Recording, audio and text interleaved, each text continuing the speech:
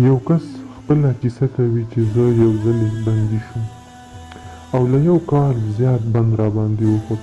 د نبي کریم صلی الله علیه وسلم هغه وینا چې راته یاد شوه، نو ما پر خپل ځان استغفار ویل لازم کړل. هره ورځ به مې په زرګونو ځل استغفار ویل.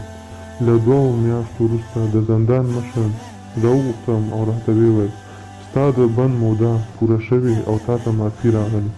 د زندان څخه د وتلو مودې وروسته مې خپل ملګري خبر شول او راته ویې ویل زه خبر شوی یم چې له زندان نه راخلاص شوې او د ژوند ډېر مشکلات پړاوونه پر تا راغلي دي.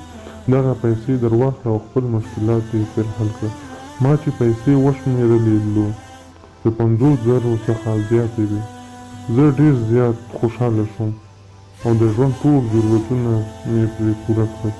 څه موده وروسته بیا ورو وغوښتم او بیا یې په ما همومره پیسې راکړې چې ټولې مهربانۍ زما هغه استغفار ویلو له برکته وي. نو استغفار ویلو کې ډېرې زیاتې فایدې دي، رزق، اسانتیا او نورې هم ډېر زیات باید موږ هره ورځ استغفار